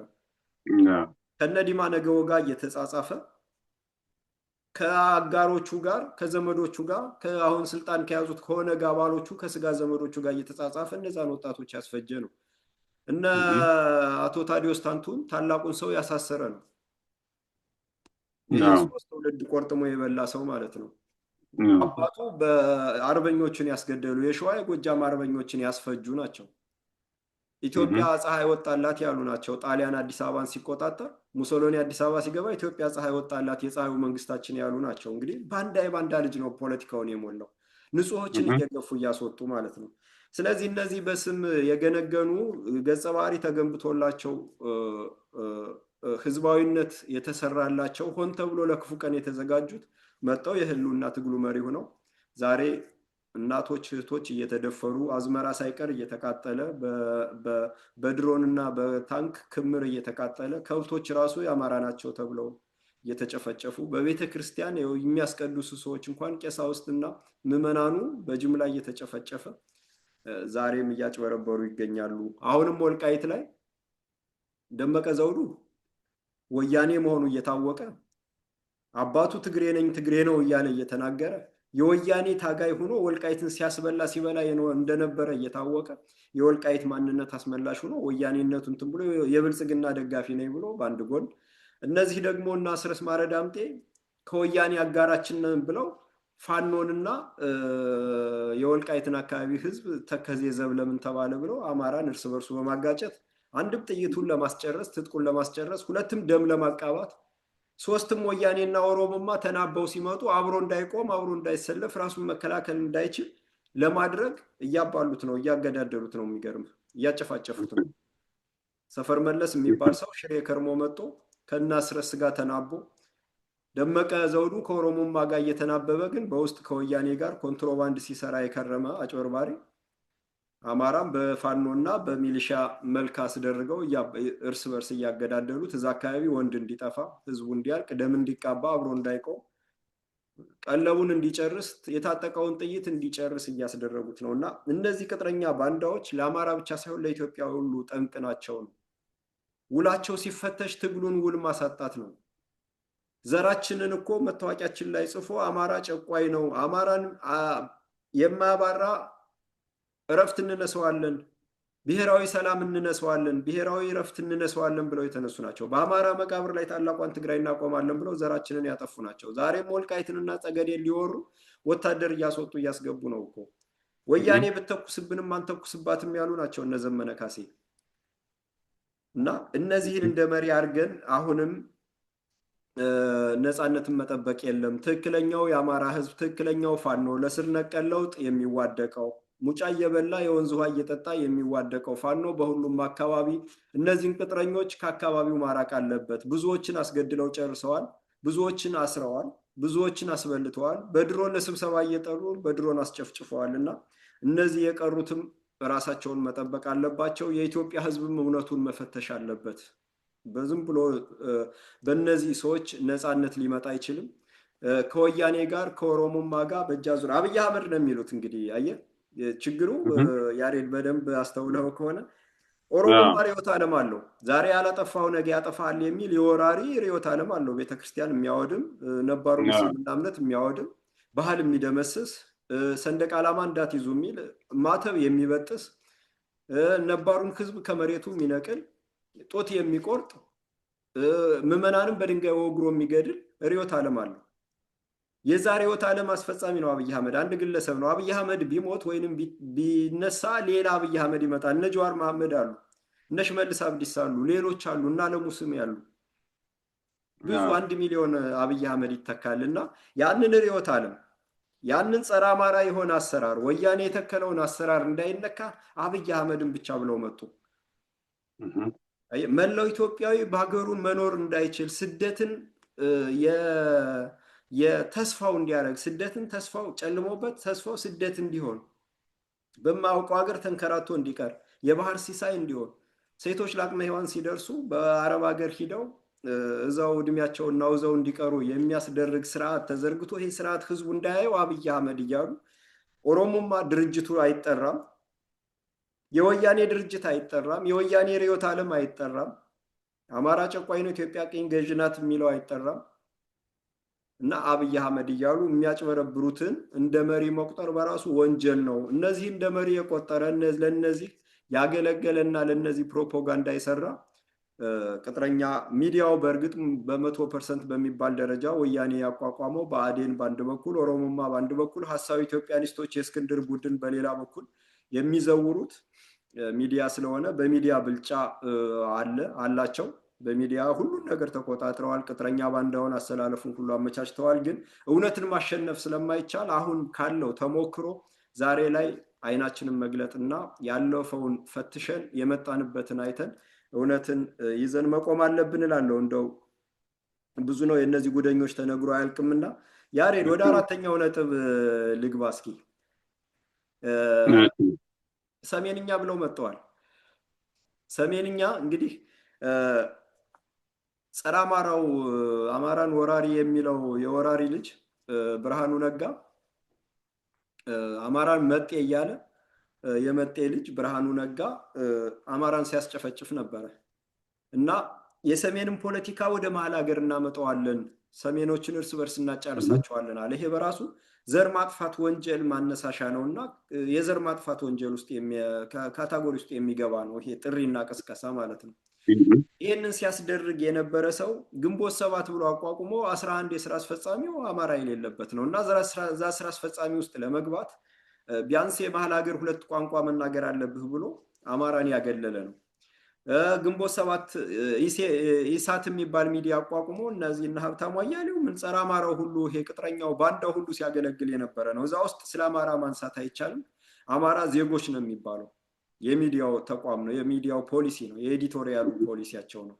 እዛ ውስጥ ሲያገለግል በዛ ሁሉ ሲያሰራ የነበረው የሰሜንን ፖለቲካ ወደ መሀል እናመጣለን ነው።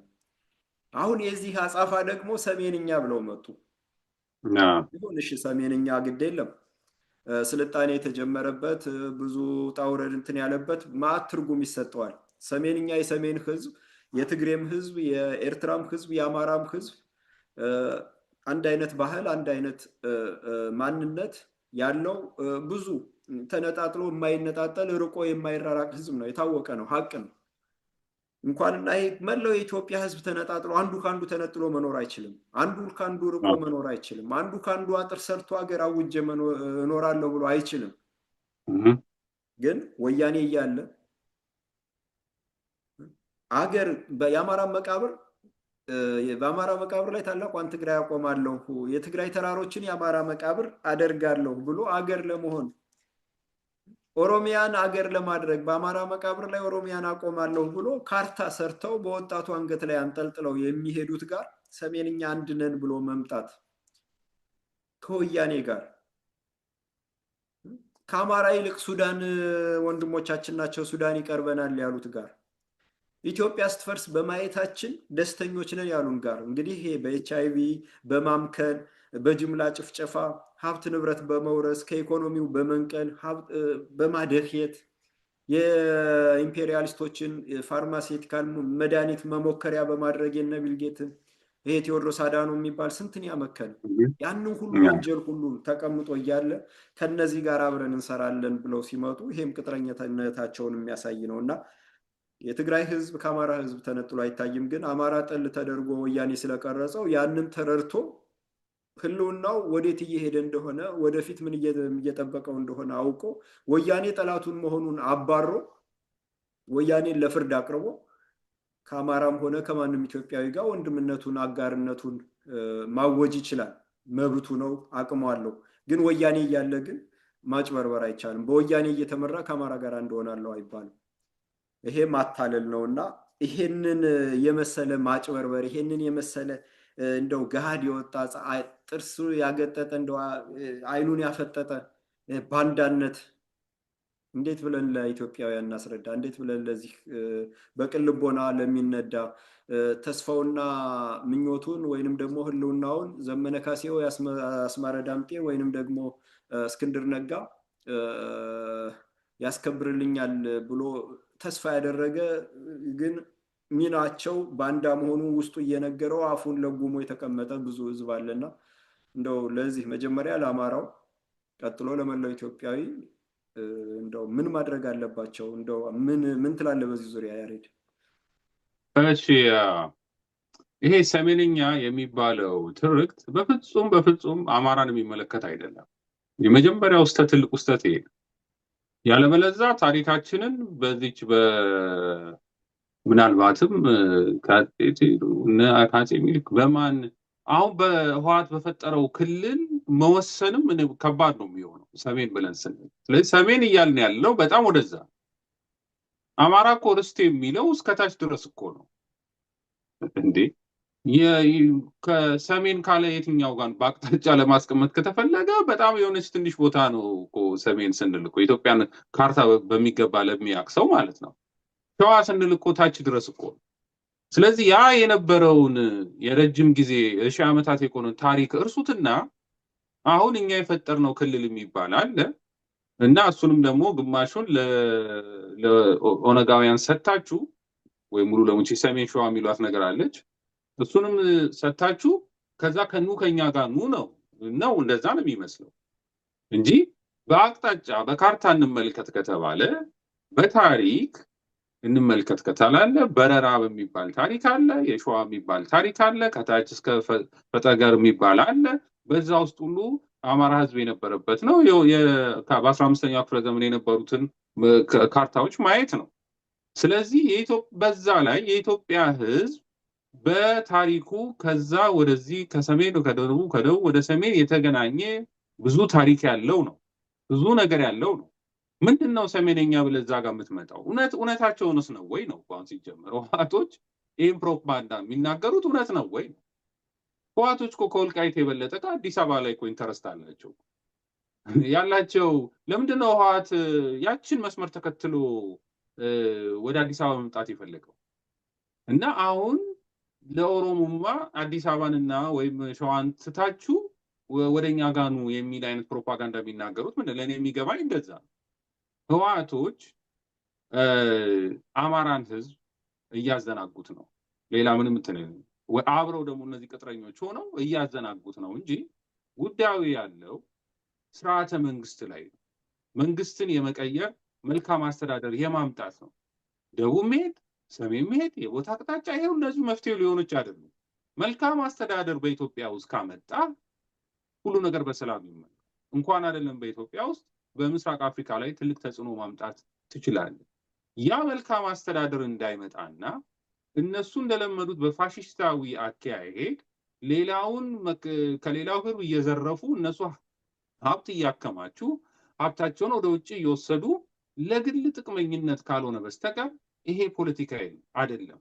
ፖለቲካ ማለት እኮ ስርዓተ መንግስት ነው። ስርዓተ መንግስት ደግሞ መፍትሄ አምጪ እንጂ ችግር ፈጣሪ አይደለም። ሲጀመር ፖለቲካ ችግር ፈጣሪ ሆኖ መነሳት የለበትም። የሚያጋጭ መሆን የለበትም። የሚያጣላ መሆን የለበትም። ሰው ደቡብ የሚባሉ ምን አገባን እኛ እንትና ደቡብ አለ እንትና ማን ነው ያኛው ሰሜን አለ። እኛ ኢትዮጵያ የምትባል ሀገር አለን። ይሄ ደግሞ አባቶቻችን ያስረከቡን ነው። የእነሱን ሌጋሲ ነው የምናስቀጥለው።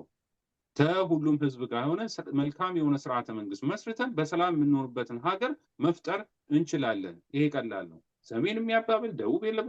እኔ ምንድነው እኔ ከሞትኩ ሰርዶ አይብቀል አለች የሚባል ነገር አለ እና እንደዛ ነው።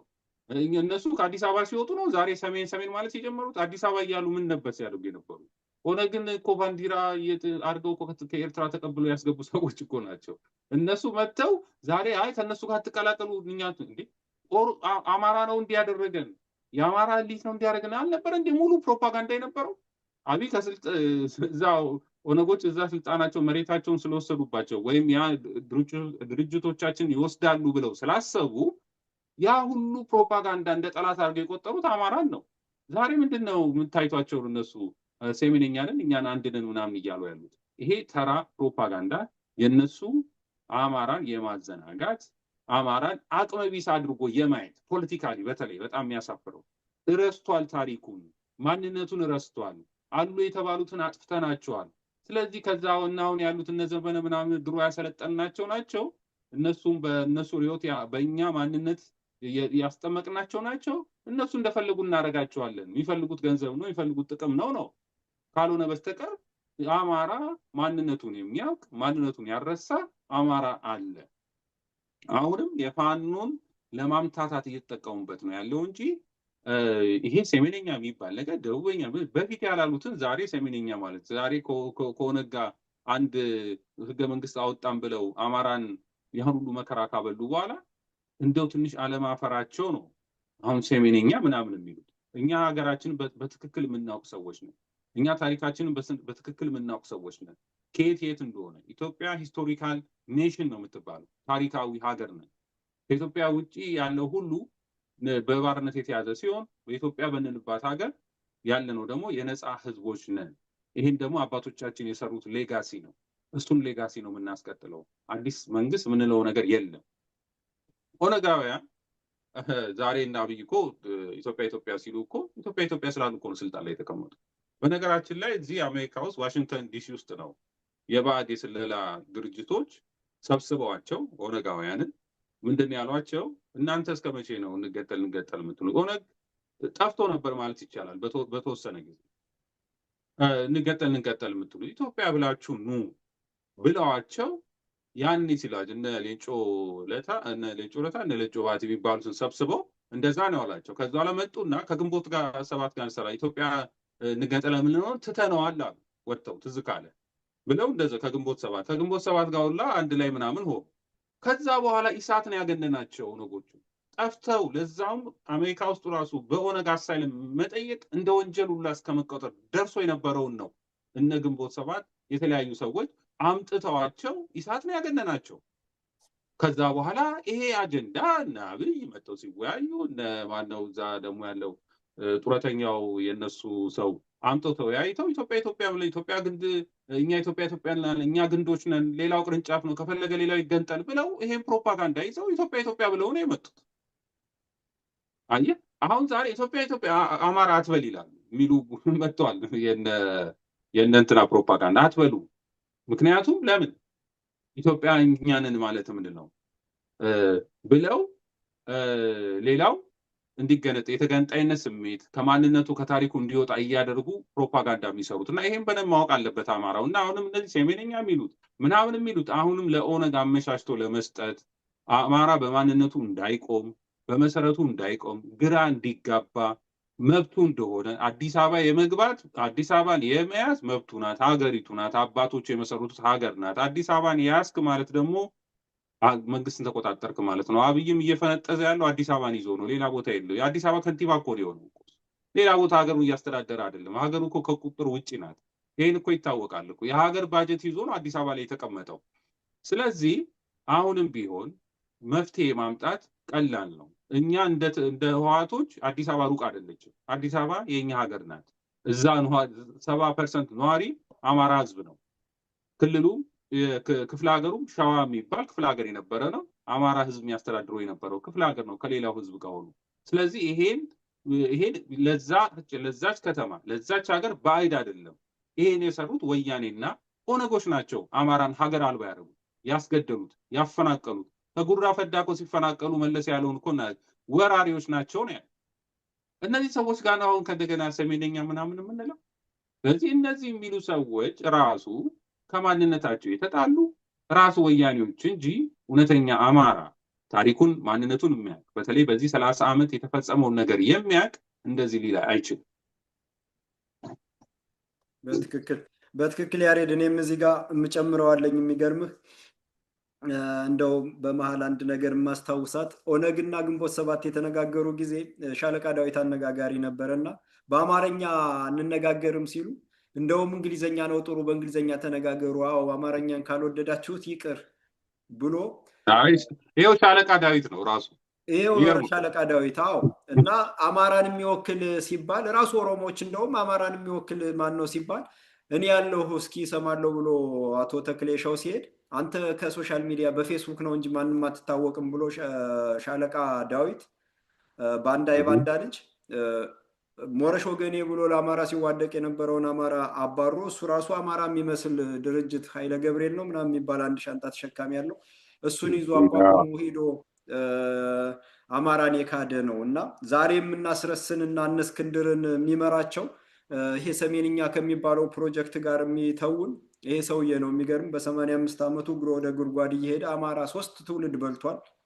እና አክሊሉ ሀብተወልድን አስጨርሷል። መንግስቱ ኃይለማርያም ከድሃ ቤተሰብ መሆኑ ሳይሆን ከኦሮሞ መሆኑ ሁሉ ደስተኛ ነው ብሏል። መንግስቱ ኃይለማርያም አባቱ የጣሊያን ባንዳ እንቁላል ቀይ የነበሩ ኦሮሞ ናቸው። እና እንዲመረጥ አድርጎ ኮሎምቢያ ዩኒቨርሲቲ እያለ ያቀነቀነው የተማሪዎች እንቅስቃሴ ሲሄድ ምሁሮችን አስገድሎ የጦር መኮንኖችን የሰሜን የቀይ ኮከብ ዘመቻ ጥሪ ነው ምናምን የሚባል ሰነድ አውጥቶ ለወያኔና ለሻቢያ እንዲደርስ አስደርጎ አያሌ ጀነራሎችን ያስጨረሰ ሰው ነው። ይሄን የጦር መኮንኖች አብረውት ያሉት በእድሜ ያውቃሉ። ያንን ሁሉ ያስጠፋ አሁንም ሊያስጠፋ ነው። የሚገርምህ እስክንድር ነጋ አምጥቶ ሲሾመው ጸረ አማራውን ነው። እስክንድር ነጋ አምጥቶ የሾመው ጸረ ኢትዮጵያ የሆነውን ጸረ አማራ የሆነውን ነው በዙሪያው የሚያሰልፈው እስክንድር ነጋ የጸረ አማራ ልክ ማለት ነው። እና ህዝቡ ግን እንደው ይሄንን ሁሉ አይኑን አልገለጠም ነው። ሌላው ሰሜንኛ የሚገርም የወያኔ ቋንቋ ነው፣ አዲስ የመጣ አይደለም። ሰሜንኛ ወያኔዎች ሲመጡ ኢትዮጵያን ወደብ አልባ ሲያደርጓት በሂደት ለታላቋ ትግራይ ኢሳያስ አርጅቶ ይሞታል ወይንም ደግሞ በኢትዮጵያውያን ሀብትና ንብረት አቅማችንን ከገነባን ትግራይን ከገነባን በኋላ ደፍጥጠን እናባረዋለን፣ አሰብ ወደብን ይዘን ታላቋን ትግራይ እንገነባለን የሚል ፕሮጀክት ነበራቸው። ያ አልተሳካላቸውም። ከዛ በጦርነት ምናምን ነገር ተሞከረ፣ አልተሳካም። መጨረሻ ላይ ትግረኛ ተናጋሪ ሰሜንኛ ህዝቦች ተግባብተን ኮምፕሮማይዝ አድርገን 50-50 እነሱም 50 ትተው እኛም 50 ትተን አንድ ሁነን ሰሜንኛ ተናጋሪ ሀገር እንፈጥራለን። ሶስተኛው ምዕራፋቸው ነው የነሱ እና ሶስተኛው በምዕራፋቸው ልትመጣው ከዚህ በፊት ሁለቱን ሞክረው አሰብን ወደ በሰላም ወስደው እምቢ ካለ ግን ኢሳያስ አርጅቶም ካልሞተ በጦርነት ተብሎ ያም ተሞክሮ ስላልተሳካ አሁን ትግረኛ ተናጋሪ ሰሜንኛ የሚባል እንፈጥራለን ብሎ ፕሮጀክታቸውን ነው እየሰሩ ያሉት። ይህም ፕሮጀክታቸውን እንዲያጨበጭቡላቸው ቅጥረኛ ባንዳዎቻቸውን አማራው ላይ አስገብተው ስም ገንብተው ያሳደጓቸው ቅጥረኛ ባንዳዎች አስነስተው ሰሜንኛስ ብለው እያጻፉ ነው።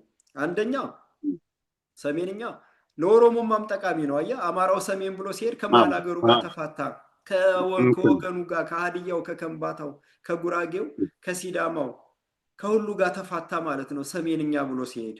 ስለዚህ ኦሮሞማ ይሄንን ጨፍልቆ አናሳ ብሔር ያሉትን እንደተናገሩትም ጨፍጭፈው አስደንግጠው ጨፍልቀው ኦሮሚያ ይታወጃል። ሰሜንኛ የተባለው ደግሞ ከትግሬ ጋር ሆኖ ይበላል፣ አማራን ያስበላል ነው እንጂ ሰሜንኛ ጋር አማራ ምንም ጉዳይ የለውም። አማራ ኢትዮጵያዊ ነው።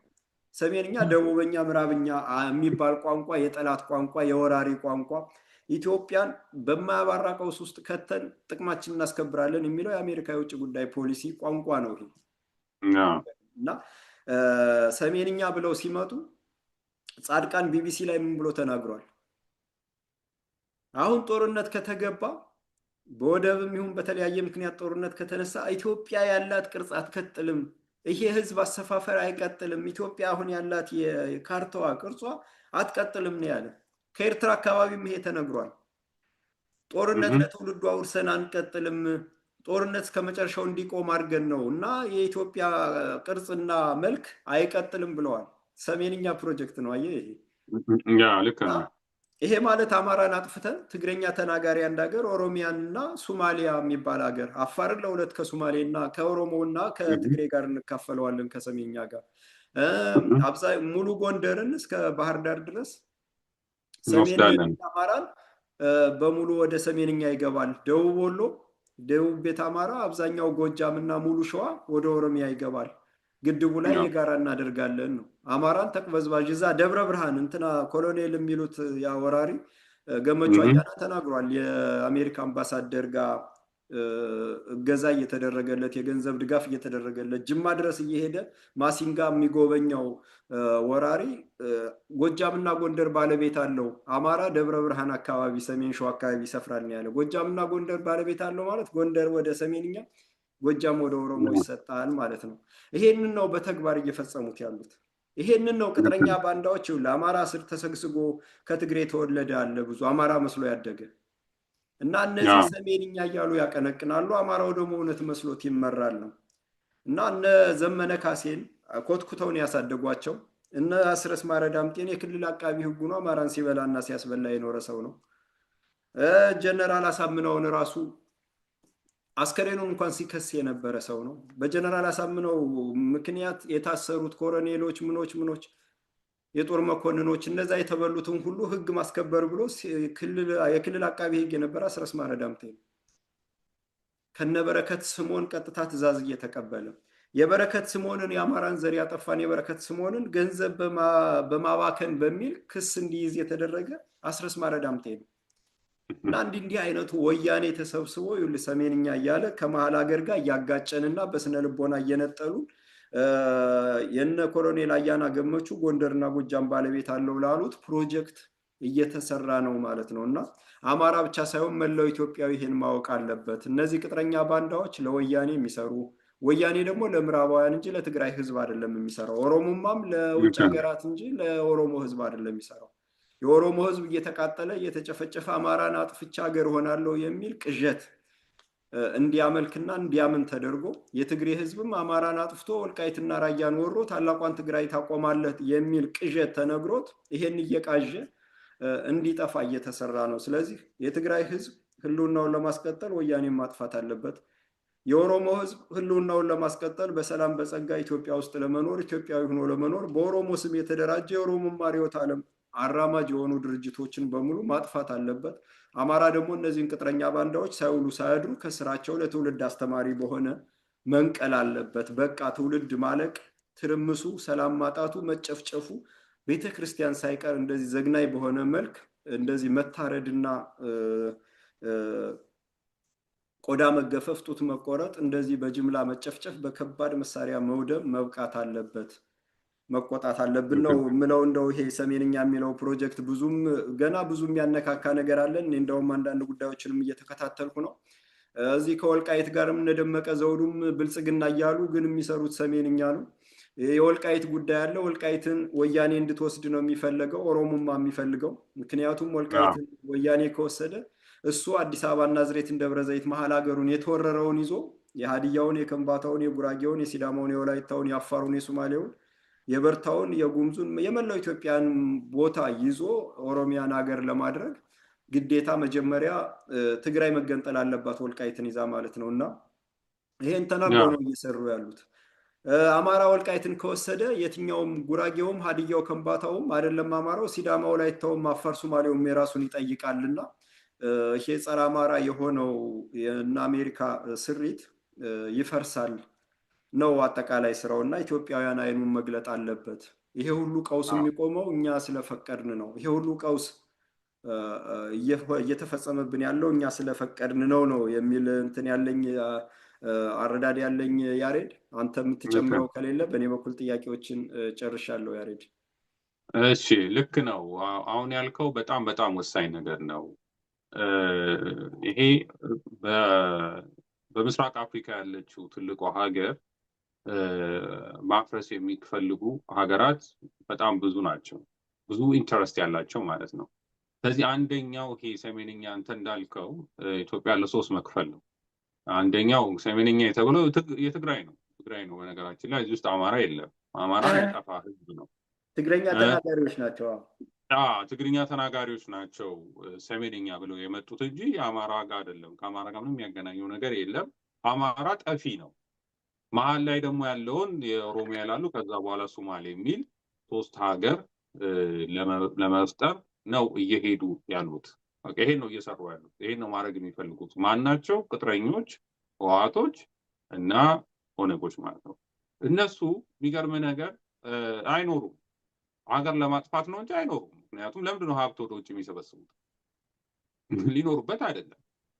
ስለዚህ እነሱ ተቀጣሪዎች፣ ቅጥረኞች ናቸው። ኦነጋውያንም እያደረጉ ያሉት ይሄንን ነው። ሀብታቸው ወደ ውጭ እያሸሹ ነው ያሉት። እነሱም ተቀጣሪዎች ስለሆኑ እና እንደዚህ የማድረግ የመከፋፈልና አማራውን በመሀል የማጥፋት ሴራ ነው እንጂ ከህወሓት ጋር ምንም የሚያገናኘን እኛ ሰሜንኛ ደቡብኛ የሚልበት አማራ ምንም ምክንያት የለውም። በቦታ አቀማመጥም በታሪክም ምንም አይነት እንደዚህ አይነት የሚልበት ምንም ምክንያት የለውም። ስለዚህ አማራ ርስቱ ታች ሸዋ ድረስ እስከ አዋሽ ድረስ ያለ ቀድሞ የነበረው ርስት አለው። አሁን ደግሞ ከዛ በኋላ ሀረር ውስጥ ያለ አማራ አለ፣ ደቡብ ውስጥ ያለ አማራ። ህወሓት ነበር ይህን ሲቀልድብን የነበረው። ከደቡብ አፈናቅሏቸው አባሯቸው ሲል የነበረው ህወሓት ነው ይህን ሲሰራ የነበረው። እና ስለዚህ አማራ ሀገሩ ኢትዮጵያ ናት። በዛ ውስጥ መልካም አስተዳደር፣ ሰብአዊ የሆነ አስተዳደር፣ ለሰው ልጆች ሁሉ ትክክለኛ የሆነ አስተዳደር መፍጠር መስራት እንችላለን እንጂ ሀገርን የሚያጠፋ አይነት ፕሮጀክት ውስጥ ለምን እንገባለን? ከህወሓት ጋር ምን አገባን እኛ እዛ ውስጥ የምንገባው? እና መፍትሄ ዘላቂ መፍትሄ ነው መፍጠር ያለብን እና ያን ማድረግ እንችላለን ከኦነጋውያን እና ከህወሓት ውጭ። ስለዚህ እኔ የሚታየኝ ይሄ ነው። አሁንም በዚህ የተታለላችሁ ግልጽ የሆነ የአማራን የህልውና ትግል መስመር በትክክል መረዳት ያስፈልጋል። የአማራን ህዝብ ጥያቄ በትክክል መረዳት ያስፈልጋል። እነዚህን ይሄን ስርዓት ማስወገድ ነው የህልውና ትግል፣ ፍትህ ማግኘት ነው። ከዛ መልካም አስተዳደር የሚሆን ስርዓተ መንግስት ማምጣት ነው እና ይሄ ነው የአማራ ትግል፣ የአማራ ጥያቄ እንጂ ሰሜን ደቡብ ምናምን የሚል ነገር የሚያመጣበት ምንም ምክንያት የለውም። በትክክል ወያኔ የሚገርምህ በማጥፋትና በመጥፋት ላይ የወያኔም ሆነ የኦሮሞማ ከአማራ ጋር ያላቸው ርዕዮተ ዓለም በማጥፋት ወይንም በመጥፋት ላይ የተመሰረተ ነው። ወያኔ የትግራይ ህዝብ አለቀ፣ በዚህ ልክ ኢትዮጵያውያንን አወኩት፣ በዘር ከፋፍዬ፣ በሃይማኖት ከፋፍዬ፣ በክልል ከልዬ ይሄን ሁሉ አጠፋው በቃኝ ማለት አይችልም። በቃኝ ካለ በአሜሪካ የወረሰው ያስቀመጠው የተዘረፈ ንብረት ይወረሳል። አሜሪካኖች ራሱ ለፍርድ ያቀርቧቸዋል። ይሄ የሚያራምዱት የአሜሪካ ፕሮጀክት ነው። የአሜሪካ ፕሮጀክት ወይ ኦሮሞማም እንደዚሁ ነው። በቃኝ ማለት አይችልም። እነ ጀዋር መሐመድ በግብፅም ሆነ በተለያየ ገንዘብ በሚሊዮን ዶላር የሚመደብላቸው ኢትዮጵያ እስከፈረሰችላት ኢትዮጵያ እንድትፈርስ እስከሰሩ ድረስ ነው። ኢትዮጵያ እንድትሆን የሚሰራ ለኢትዮጵያ ስልጣን ሊይዝ አይችልም፣ ወዳጅ ሊሆን አይችልም። አይኤምኤፍ እና ወርልድ ባንክ ገንዘብ ሊሰጠው አይችልም። የጭራቁ ዓለም አይዞህ ሊለው አይችልም። የሚገርም ነገር ማለት ነው። እና ይሄንን ማሸነፍ ነው። እኛ ከአሜሪካ ጋር አቅም የለንም። ከአሜሪካ ጋር ምንም ችግር የለብንም። እነሱ ናቸው እኛን አጥፍተው ለጥቅም ብለው ሰይጣናዊ ተልእኮ እናስፋፋለን፣ ነባሩን እምነት እናጠፋለን፣ ነባሩን ክርስትና እምነት እንደመሳለን ብለው ማት የሚያወርዱብን እንጂ እኛ ምንም ችግር ስለሌለብን ፊት ለፊታችን ያሉትን ቅጥረኞች ግን ማጥፋት ተፈጥሯዊ መንፈሳዊ መብት አለን ነው። ምንም አይነት አድርገን ጠላቶቻችንን መደምሰስ። ስለዚህ አባቶቻችን በደቡብ፣ በምስራቅ፣ በምዕራብ፣ በሰሜን ዋጋ ከፍሎ የመሰረቷትን ሀገር ሰሜንኛ ብለው ከመሀል ሀገር አጋጭተው ለወያኔ ሲሳይ ለማድረግ የወያኔ ልጆች ከወያኔ ከትግሬ የተወለዱ ዲቃሎችን አሰማርተው ሰሜንኛ እያሉ አማራን ጉድጓድ ውስጥ እየከተቱ ነው ያሉትና የአማራ ህዝብ፣ መላው ኢትዮጵያ ህዝብ እነዚህን ቅጥረኛ ባንዳዎች መንቀል ከወያኔ እኩል የበለጠ ነው። እንደውም ወያኔን የትግል አጋር አድርጎ የመጣ ያ ሁሉ ህዝብ በተለይ ወልቃይት ላይ፣ በተለይ ጠለምት ላይ፣ በተለይ ጠገዴ ላይ በቁሙ የተቀበረ፣ በቁሙ ከብት የተነዳበት፣ ርቦት እንዲሞት የተደረገ፣ እጅና እግሩ ታስሮ አይኑ እያዩ ሚስቱ የተደፈረችበት፣ ሚስቱን ሲተኙ እያየ የተሰቃየ እንትን ላይ ማላገጥ ነውና ወንጀሉ የከፋ ነው ነው የምለው። ያሬድ ዛሬ ጥሩ ውይይት አድርገናል። በሚቀጥለው በሌላ ዝግጅት እንገናኛለን። አድማጭ ተመልካቾቻችን ይሄንና መሰል ጉዳዮች ለኢትዮጵያውያን ለመላው እንዲደርስ የዘመድ ቴሌቪዥንን እናሰራጭ፣ ሁሉም እንዲከታተል እንዲያይ እናድርግ። በቴሌቪዥን ማየት የማትችሉ ደግሞ በተለይ በውጭ ሀገር የምትኖሩት በፍኖተ አማራ ዩቲዩብ ቻናል ይሄንን ፕሮግራም መከታተል ይቻላል። እየመረረም እየኮሰኮሰን ቢሆን እውነትን መቀበል አርነት ያወጣልና ከእውነት እንታረቅላለሁ። በሚቀጥለው በሌላ ዝግጅት እስከምንገናኝ ያሬድ ለነበረን ጊዜም ለሰጠኝ ሰዓትም አመሰግናለሁ። ሰላም። እግዚአብሔር ይስጥልኝ። እኔም ስለሰጠኝ እድል አመሰግናለሁ። ሰላም ሁኑልኝ። ታንኪዩ ያሬድ።